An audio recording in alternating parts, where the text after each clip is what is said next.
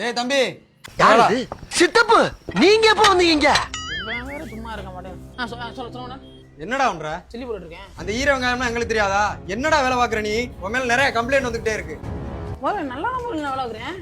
யாரு ஆள் இருந்தாதான் வேலை பாக்குறியா இல்லனா ஓபி அடிச்சுக்கிட்டு இருக்கியா? நீ கொடுக்குற 600 ரூபாய்க்கு இந்த வேலை பெருசு தான் சரியா? உனக்கு 800 ரூபா சம்பளம் கட்டி 8 மாசம் ஆச்சு. இந்த நாளைக்கு நீ ஓட்டிக்கிட்டே இருக்க. டேய் சம்பளம்லாம் எனக்கு ஏத்தி கொடுக்க தெரியாதா? ஒழுங்கா வேலை பார்த்தா ஏத்தி கொடுக்க போறேன். இஷ்டம்னா வேலை பாருங்க, கிளம்பி போடா. அப்படிப்பட்ட வேலை எனக்குலாம் தேவையில்ல. நானா தொழில் செஞ்சு எங்க போனாலும் பொழைச்சுக்கிடுவேன். டேய் டேய் சிவா, டேய் தம்பி, டேய் டேய்.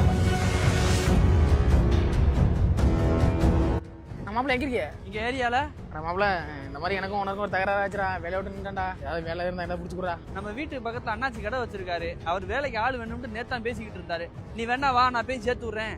சரி மாப்பிள்ள தரோம். என்ன மாப்பிள்ள நல்லா தான் வேலை பார்த்துட்டு இருந்த, ஏன் திடீர்னு ஹோட்டலை விட்டு நின்ட்ட? ஆமா மாப்பிள்ள, நம்ம வெளியூர்ல இருந்து வேலை பார்க்க வந்தோம்னா அவன் சௌரியத்துக்கு என்ன நானும் பேசுவான். அதை நம்ம கேட்டுட்டு இருக்க முடியுமா? அதான் 4 வாரத்தை நாக்கு புடுங்குற மாதிரி கேட்டு விட்டு வேலையை விட்டு.